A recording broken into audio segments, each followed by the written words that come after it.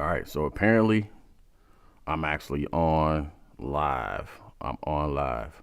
I was just testing out some things, but apparently I'm on live. So let's get to it, man. New setup here. Just testing out some stuff, trying to figure out what I got going on, and yeah, man, I can't tell you what's what these days. Yeah. So deselect. All right. This is crazy. This is crazy. This is crazy. So, yeah, just playing around with some stuff, man. It's probably not the most professional presentation today, but nonetheless, man, I am working my way through it. So, shout out to y'all, man. I haven't been on here in a while. It's been a while since last year. You can catch me full time on the post game, mid game, and post game review is with the Barroom Network. The mid game, halftime, and the post game review. Again, pardon me, forgive me if it seems like I'm all over the place because I have some new software and I'm just testing it today. But hopefully I can get my stuff together and then we can talk some Bears football. How about that? At some point.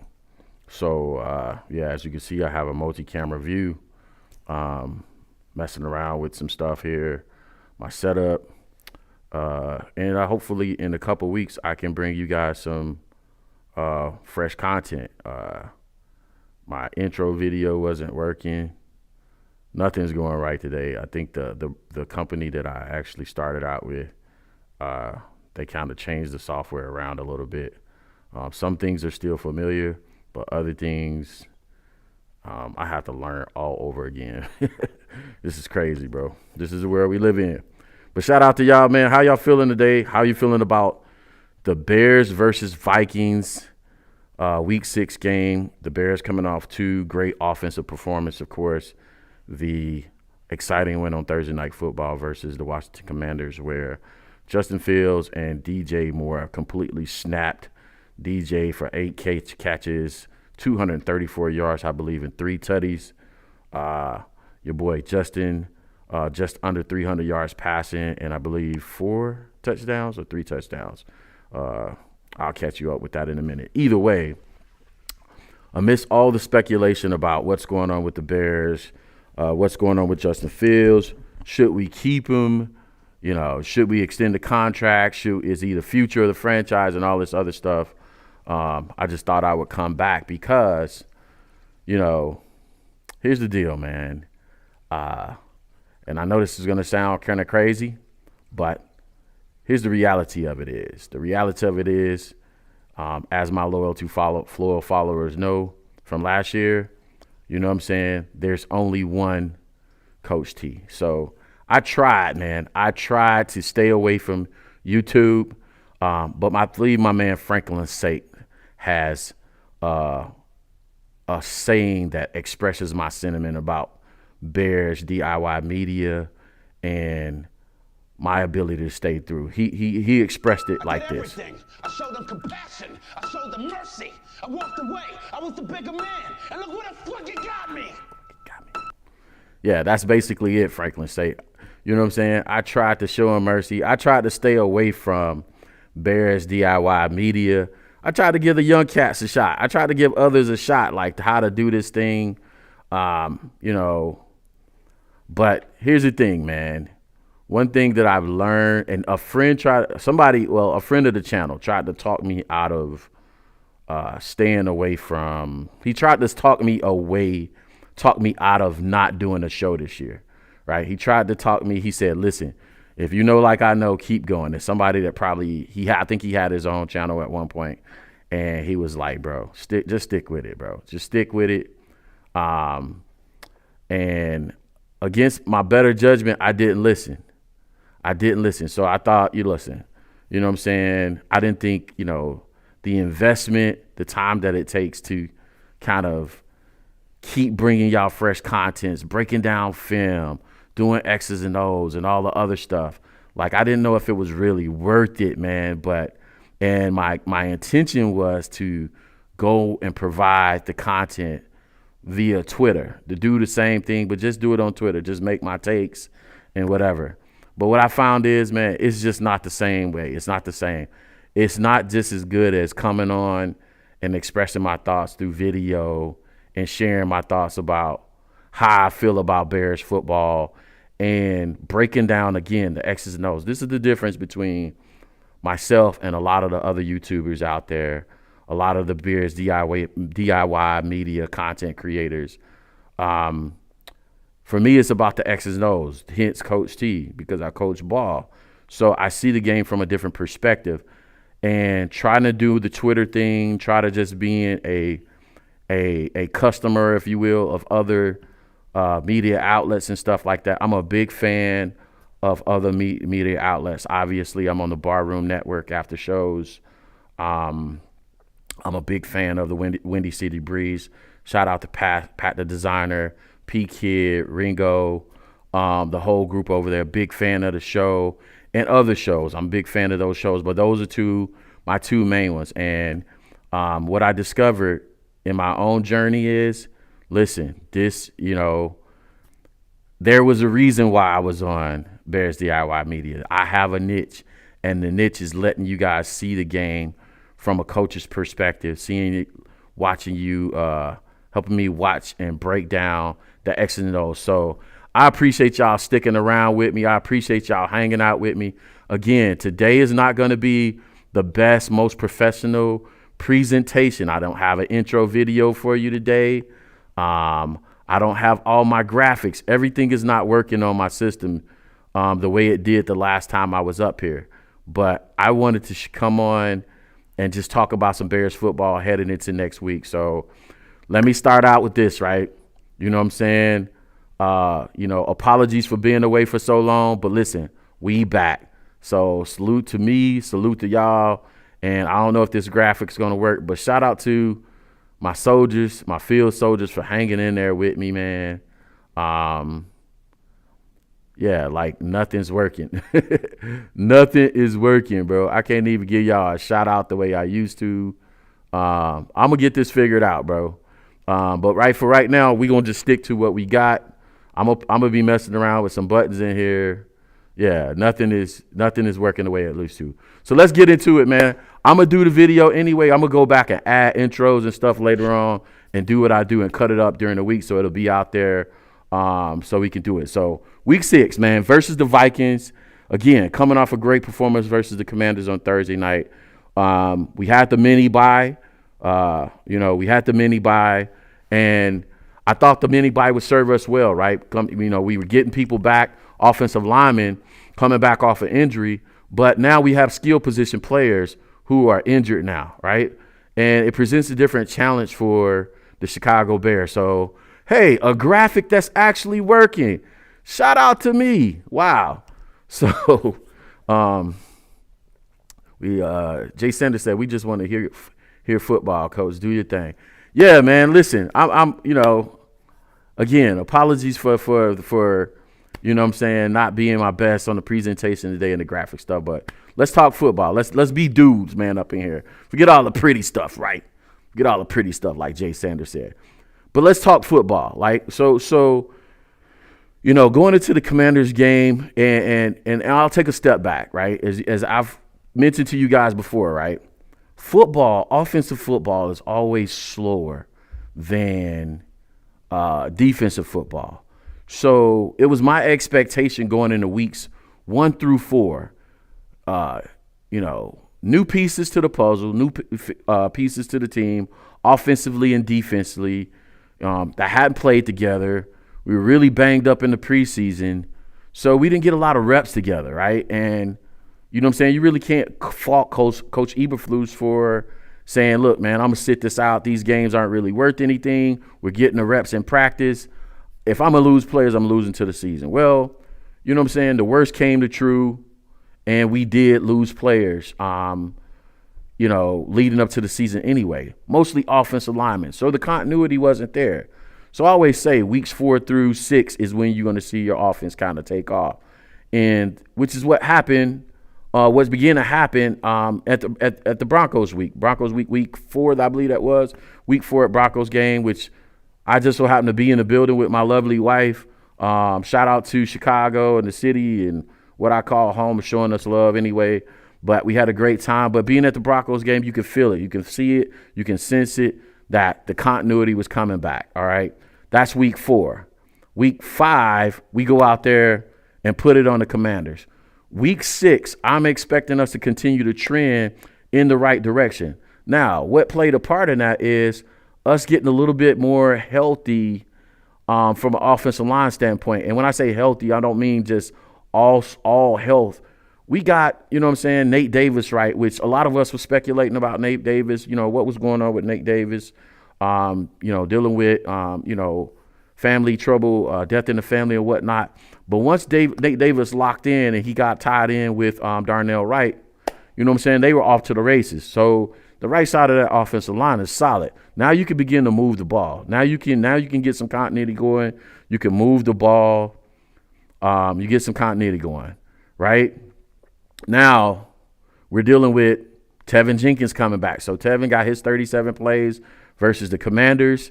Again, better showing. Tevin had 0 losses in that game. You know what I'm saying? Larry Borum holding down at the left tackle position. You know what I'm saying? He's holding pat. He's getting a lot of chip help on the left side. But, hey, I'm not knocking Larry Borum. He's holding down. He's doing the job against one of the premier defensive lines in the NFL.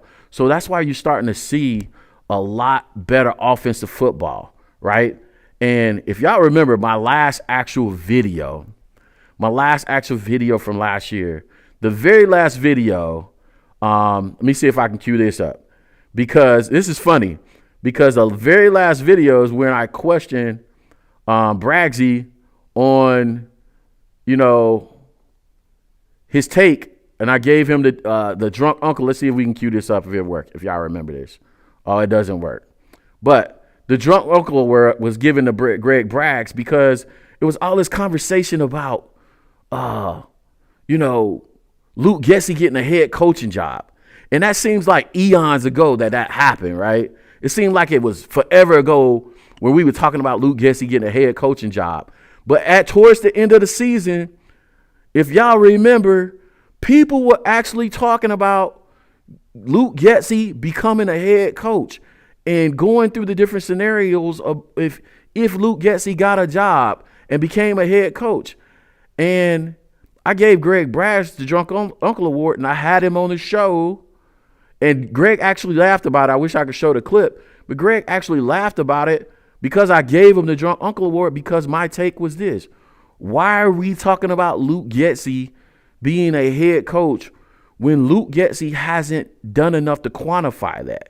He hadn't done enough to justify that kind of talk with Justin Fields. He hadn't won anything. He hadn't won a division. He hadn't won a NFC championship game. He hadn't won the Super Bowl. So at the end of the season, I was like, what are we talking about? The drunk uncles out there. Adam Hogue. I love Adam Hogue. By the way, I love CHGO. Another show I love. Being a customer of that product. But you love Adam. Love Garax. But no way, bro. Luke hadn't done the work to justify all the praise that was put on him towards the end of the season. So in the offseason, while everybody was talking about Justin, everybody was talking about players, offensive line, Justin, the defensive line. I was saying that the issue was Allen and Luke. I was placing the emphasis on Allen and Luke. Allen, it is what it is. Allen is gone, but up until the end of his tenure, Allen still hadn't showed us anything. Up to the end of his tenure, right? With Luke, weeks 1 through 3, Luke's 1 through 3 were garbage. And while everybody was questioning Justin, if you follow me on Twitter at Chicago Bears 360, on Twitter. Matter of fact, let me see if I can bring the graphic up while I'm in here. There you go. You can follow me right there. By the way, like, subscribe to the channel if it's your first time joining, all that other good stuff. Again, the presentations all over the place because I got to learn the new software. Anyway, we just guys talking ball and gals talking ball.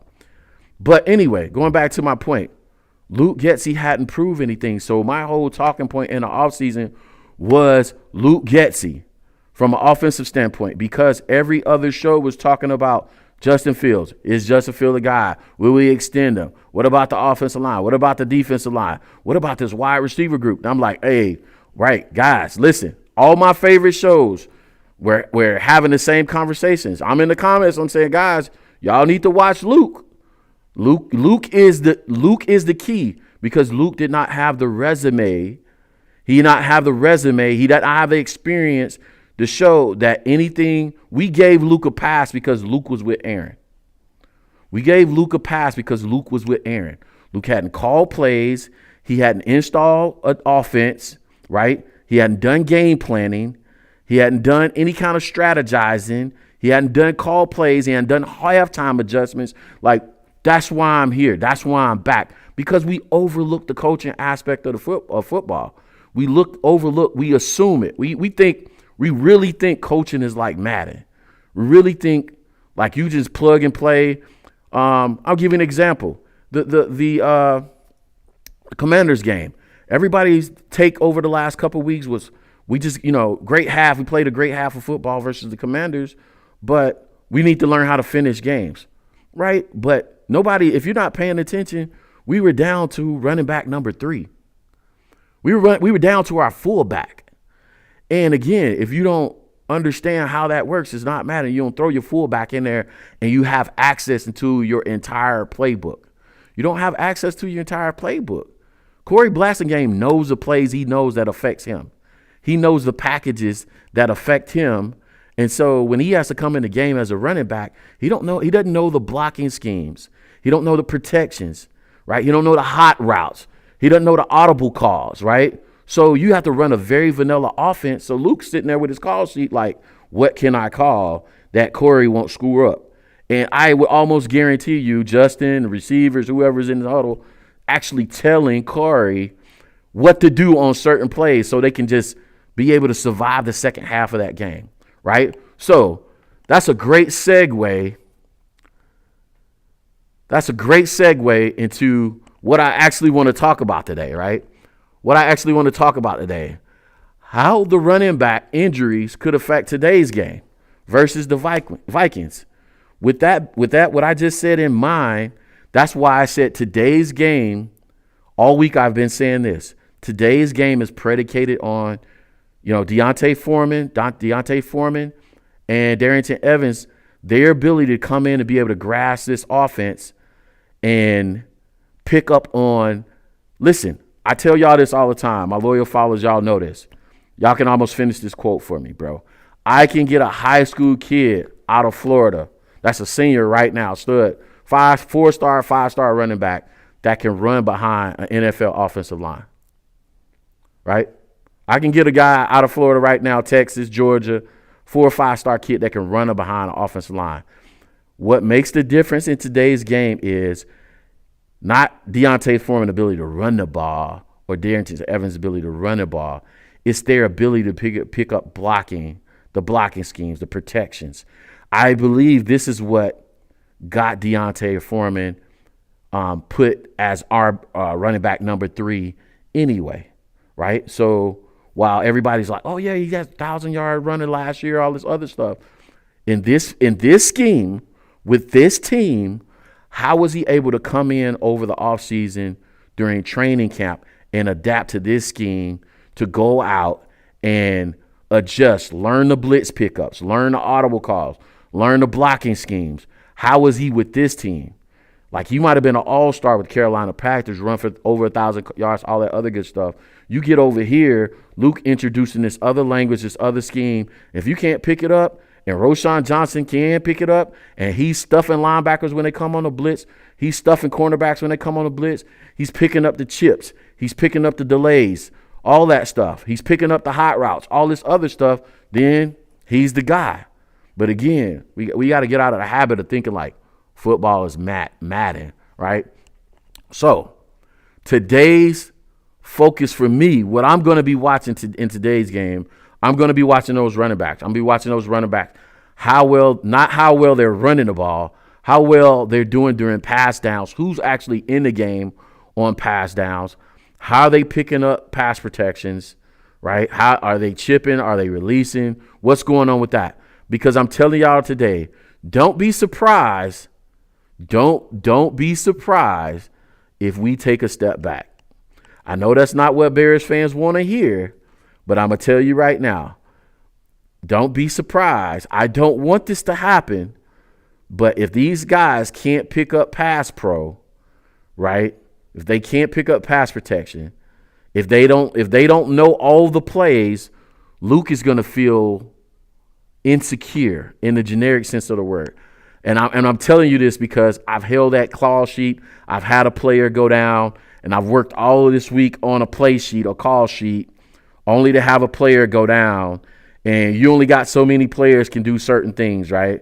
And you had a game plan all week. And, yeah, you don't game plan for, your whole game plan around one person. But you do have things that you like better than other things, right? And so as the game plays out, as things start evolving, and then you have a player go down, and you're like, damn, this whole part of my call sheet, I can't even call this part no more. So let me draw a big X through that, and I have to go this. So I'm going to be watching these running backs to see, one, how well do they know the playbook? Two, how well they're picking up on the blitz packages, on blocking protections, all that other stuff. Like, how does it feel? Does it feel like Luke is free to call all his stuff, or does it feel like Luke is holding back, right? That's going to tell y'all how the game is going to go. That's going to tell y'all how the game's going to go. If it feels like Luke is vanilla and he's holding back, I'm telling you it's because of those running backs.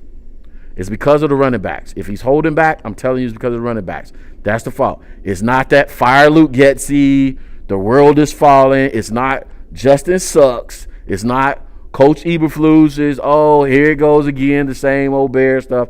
That's not it. It's because these running backs don't know the playbook.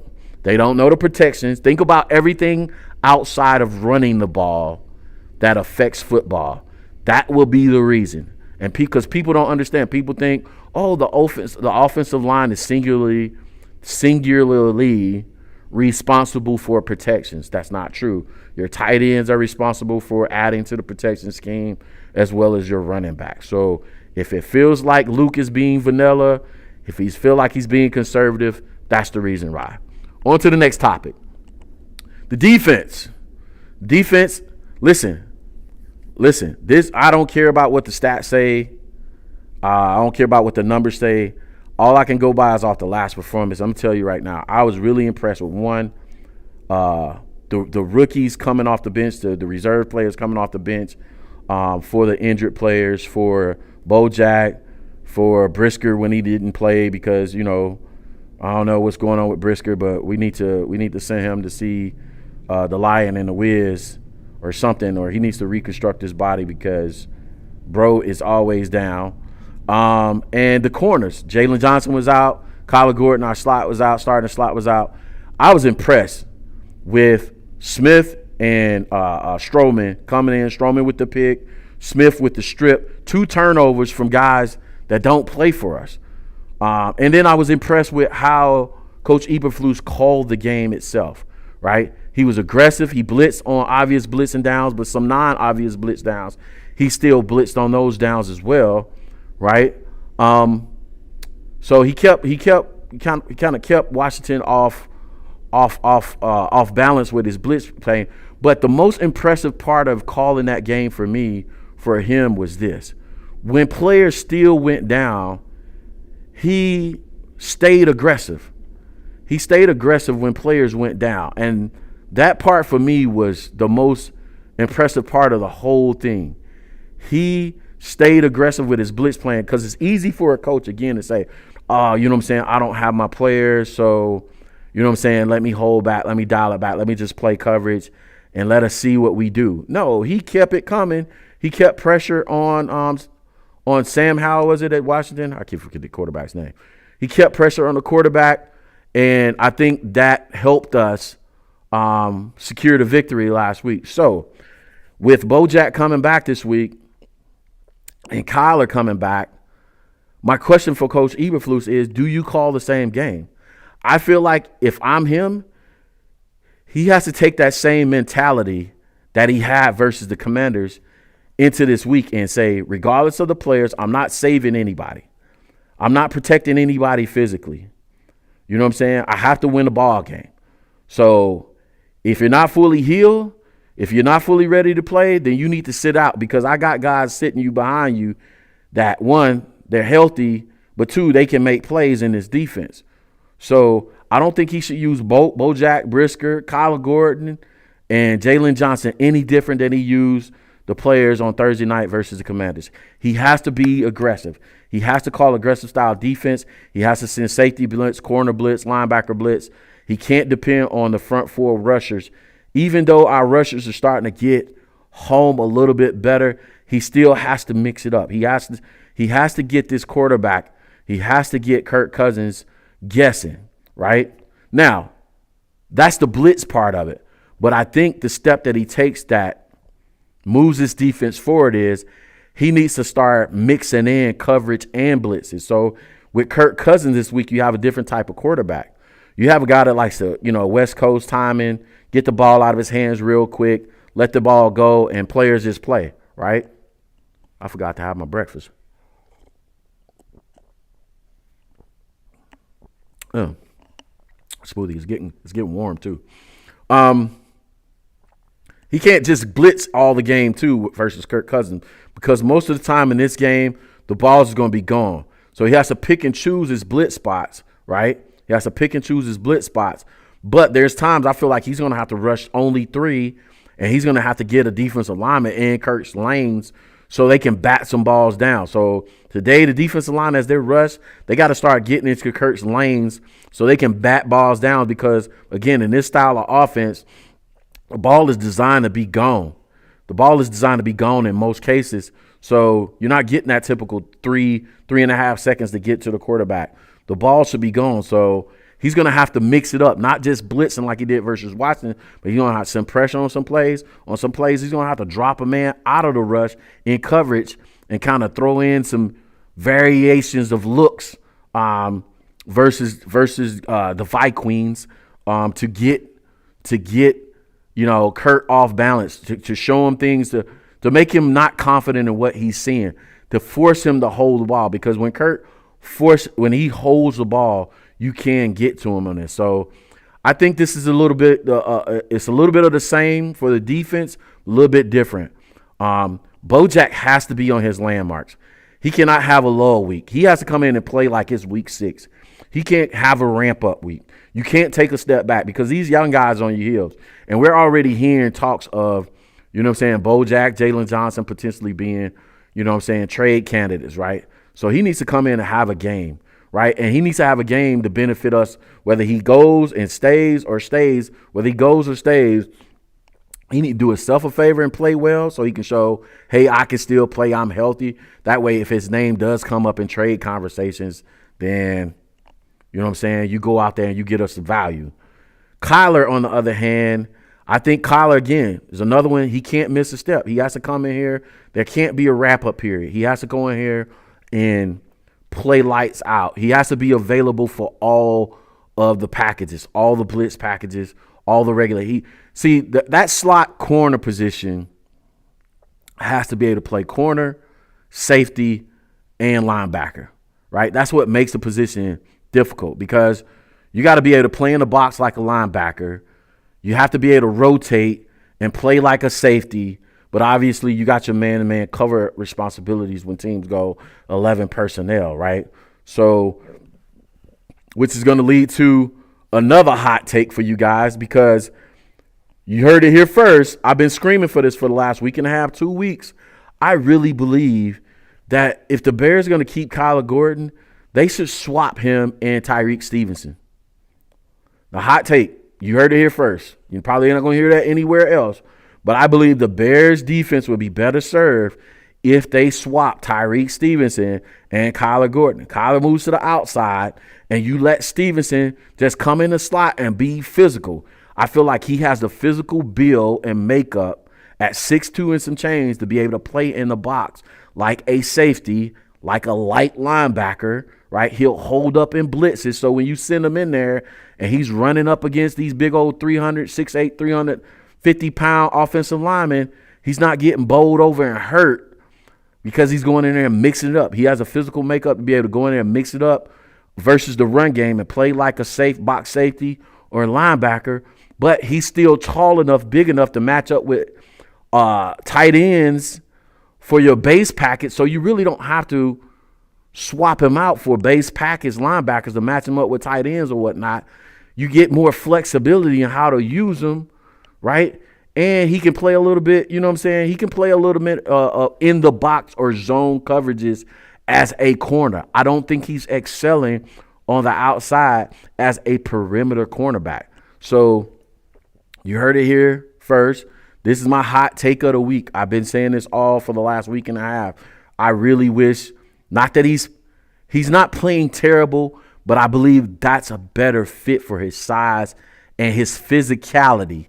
He gets to play downhill and just be physical and run up against and smack running backs and get after the quarterback on blitzes and get to mix it up in the running game. So there you have it. Bojack, Kyler back. Again, Flus cannot call a different defense because these guys are coming back off of injury. He cannot baby them. He has to call the same defense. Flus has to mix it up this week. Blitzes and drops out of protections. 8-man coverages, 3-man rushes, and stuff like that, right? He has to mix it up so we can get to Kurt, get Kurt confused, and get the ball out of his hands. That defensive line has to hold up in the run game today because if they can make Kurt one-dimensional, we can come out with a victory today. Now, my next take, can the offense keep it rolling? Goes back to my first topic today. It's all predicated on those running backs for me. How much of the offense do they know? How much of the offense did they learn? What can they retain? Can they pick up blitz packages, chips, all the other things outside of running the ball? Can they do it? Can they do it consistently, right? If they can, the Bears will win. I believe the Bears will squeak out a win, 3 to 7 points, if even with they picking it up. If they excel at that, this will be, you know what I'm saying, a dominant game, a breakout game for our offense. I feel like if we had our starting running backs, if we had Khalil Herbert, Rashawn Johnson, this would be probably this would get out of hand. Now, that's weather predicated because I hear it's supposed to have rain in Chicago today and all this other stuff. So, you know, how much we can pass the ball and throw it around the yard is you know what I'm saying, it would be affected by the weather. But I feel like if we had Khalil Herbert, Rashawn Johnson, we can do our thing. I think it would be like a 10 to 14 point game. But because we don't have our starting running backs, I feel like it's going to be a 3 to 7 point game. It's going to be close at moments, but I feel like we can squeak out the win because we're at home. We're going to have that Chicago Bears crowd getting loud like it was 2 weeks ago when I was in Chicago for the Broncos game. It was crazy. It was ruckus. Just had a little bit of booing and stuff at the beginning, but once we got rolling on offense, all that kind of dissipated, and it was a good time. So that's a great segue to my keys to the game. My keys to the game is this. Listen, Luke Getsy, to me, you have to call the same offense, bro. You cannot put this game, and it's going to sound bad, but I don't feel like the maturity of Luke and Justin together and the collective offense is at a stage where he can go out and say, Justin, I'm going to put the ball totally in your hand for the duration of this game. It's all on you to go out there and win it for us. He has to call the same game and run the ball consistently, run it the same way as if he had his normal rotation of running backs, right? So he has to call the same game. He can't come out here and say, oh, I'm just going to throw it 50 times with Justin and win the game that way, because from a maturity standpoint, we're a young team, young GM, young coach, head coach, young coaching staff, young OC. You're not at a place right now where you can start throwing the ball over the yard. Your offensive line continuity is not there yet, running back. Like, there's connection there. There's connection player to player on the offensive line. There's connection running backs, tight ends. the continuity is not there yet where you can just throw the ball 50 yards. You have to call the same game plan. Take your shots when you can, and hopefully it comes out in your favor if you do that. If you throw the ball 50 times a game, I think this potentially be a step back for the offense. Like I said, if you call plays any different, it can be a step back for the offense. It's going to seem like we just can't do anything right, and it's going to look like a disaster. But if you call what you called last week, and again, showing some familiarity, giving this young team some comfort in the calls and the quarterback, like it's about comfort and confidence with offensive football, right? You got to feel good about the call, got to feel good about the protections, got to feel good about the running back protection. Go with a lot of 12 personnel, Luke Getsy. Go with a lot of 12 personnel. Throw the ball with 12 personnel. Listen to me. Throw the ball with 12 personnel and run the ball with 11 personnel. Teams are expecting versus 12 personnel that you're going to run the ball. Throw the ball with 12 personnel and run it, but throw the ball in 12 personnel and then run the ball in 12 personnel. They're not expecting with 11 personnel that you're going to run like we did last week. I think it was a quick draw. We hit a couple times for big gains. You know what I'm saying? Do that. All right. Shout out to y'all for hanging out with me, man. I didn't expect that the comments were going to get this busting. Hey, by the way, shout out to Baki. I don't have all my graphics, so man, I'm gonna mess around with this for a little bit. But I'm gonna give some shout outs real fast before I get out of here. Next week I'm gonna have my graphics and we're gonna have a little bit more fun. But shout out to Jay Sanders, fellow field soldier, Cornelius Quells, Chris, a longtime subscriber, Baki, my guy Baki. Shout out to Baki, longtime supporter. Y'all got it busting in these comments, bro. I didn't expect it to be this active, man. Again, I was playing around, testing some stuff, but y'all got it going over here. So shout out to y'all, man. I'll get a chance to edit this and clean it up before I post it on the live. But those are my keys to the game today. Hopefully you guys, you enjoy the game. Hopefully I've given you a few things to look about. Look out for the running backs, bro, and how they're performing outside of running the ball. That's going to let you know how the game is really going to go, right? That's how you're going to. By the way, I want to add this little bonus take to it as well, right? DJ Moore goes off for 8 catches, 230-some yards, 3 tutties, bro.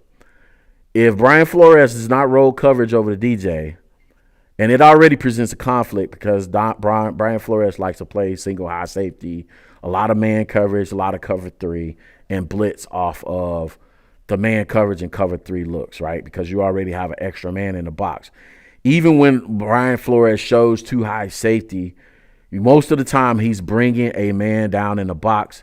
He's bringing a man down in the box, and he's going to, you know what I'm saying, play some kind of man coverage and blitz off of those looks. So the conflict that's presented is with single high safety looks and you rotate a safety over top of DJ, then now you open up the whole other side of the field. So my bonus take for the day, if you will, is I'm looking for Cole Kmet to have a monster game and DJ Moore. I'm expecting Darnell Mooney to make some more plays than he's made the entire season, but I'm really expecting Cole to snap, right? Because if the coverage rotates to DJ, the next person in line in terms of the formation to get open is Cole and then Darnell. Now, it's up to Luke to be creative in reversing that order and bringing Darnell closer to the formation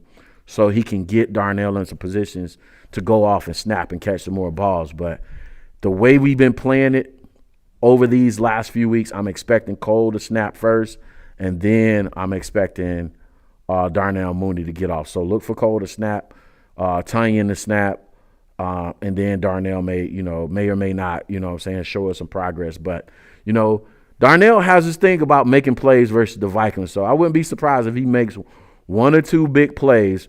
But that's my bonus take. I wanted to add that in there about DJ Moore as far as the strategy is concerned, because strategically, if I'm Brian Flores, I'm thinking about what happened last week, and I'm saying to myself, bro, hold on a second. This dude snapped on the Commanders last week for 250. I can't let 230, 250, 3 tutties.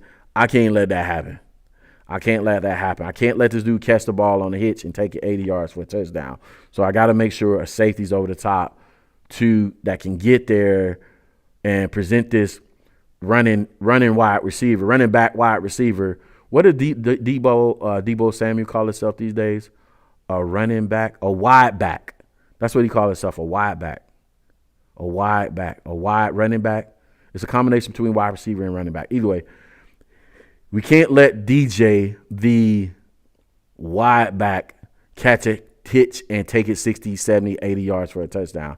So look for that safety to come over the top, and then that's going to open up things on the other side, right? The other move Brian Flores can do is he can decide to say, listen, I'm not going to let the whole field, I'm not going to let the whole other side of the field be open. I'm not going to rotate coverage over to DJ and open up the other side of the field for these guys to burn me. I'm just going to play 2 high looks and play a whole lot of man coverage, and I'll blitz with the linebackers. So those are some strategic things you can look about that's happening in the game. Check the safety out during the game to see how Brian Flores is playing the safeties. He got one high safety, right, and the safety's playing in the middle field. Look for DJ to snap. Eventually, he'll have to move a safety over towards DJ and rotate and put somebody over the top, right? Does he stay in man coverage, play cover 3 in those looks, or does he go 2 high safety?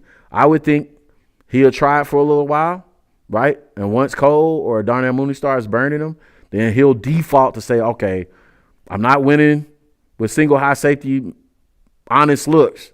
Rotate over to DJ. I'm not winning on the backside. Now I got to play 2 high safety. Once he go to 2 high safeties, I think strategically we won the game.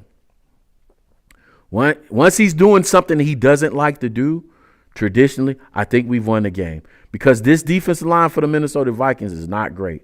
They don't hold up well against the run. So if you got 2 high safeties back there, that means you have 7-man boxes, and we can run inside zone versus 7-man boxes all day long, especially versus this defense line. Again, things for y'all to look out for during the game. If you have 2 high safeties, then expect us to run the ball and run it all day.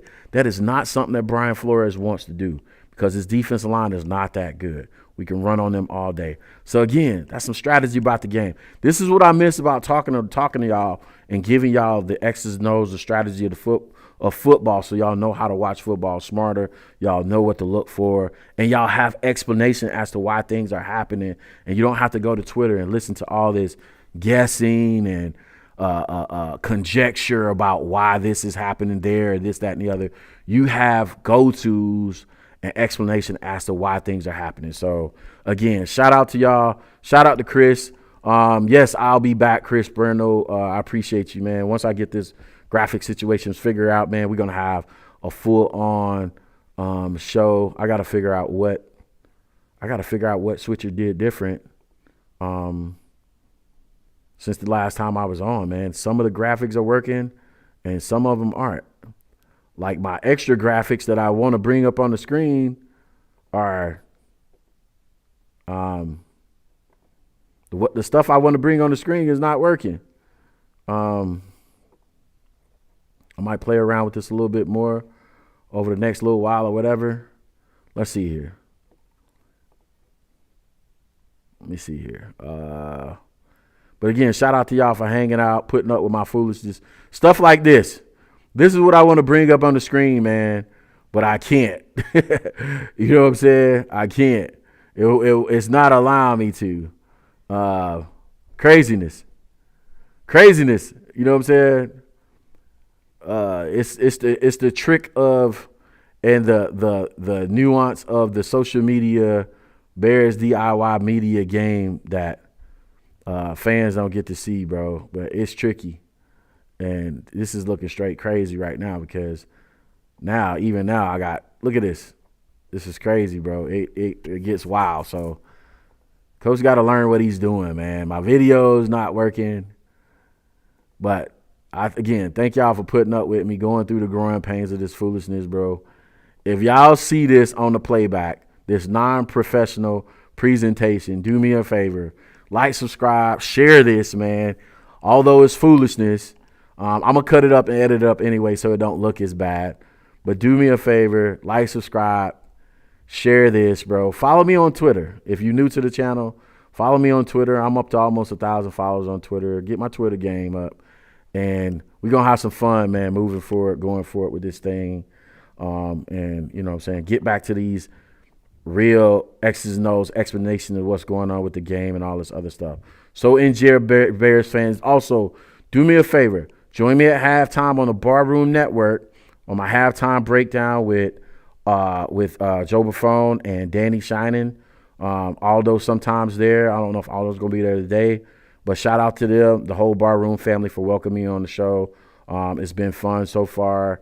But I wanted to get back to having the longer takes. Because what y'all are saying is the football X's and O's the X's and O's of footballs take longer to explain, right? And then once I really get back into the groove, I'll be able to bring up the graphics that I have as far as my playbook. Y'all remember how I do Coach T's playbook, to be able to show y'all and draw up plays and draw up X's and O's of why things are happening. And again, the longer format works better for that. Oh yeah, Chris made a great point. I see you in the comments, Chris.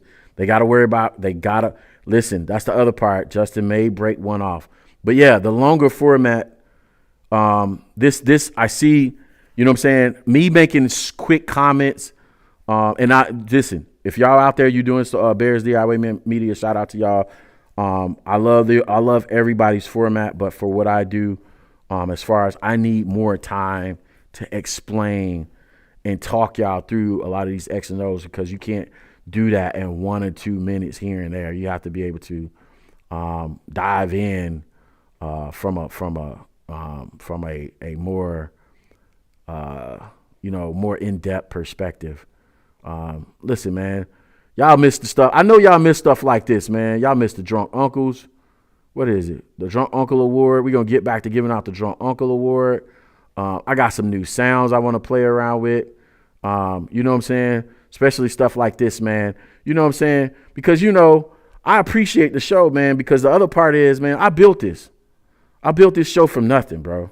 You know what I'm saying? Again, my guy Franklin Saint from what's that show? Snowfall. He has another saying I like, man. It's one I think about often when I think about what I built in Chicago Bears 360. It goes something like this. I built this shit. Me. Brick by brick. And I'll be damned if I let you tear it down just because you don't like the way another nigga talk. Anyway, that's why we going to be back. Because, you know what I'm saying, I built this brick by brick, man. So, you know what I'm saying, I can't let it just die like that, bro. I got to bring it back. I got to give y'all what y'all need. Got to give the people what they want, man. And so it's just like that. So, listen, shout out to y'all. Thanks for hanging out with me. Bear down. Hopefully we get a win today. And I will see y'all at halftime at the Barroom Network and the post-game show. Until then, man.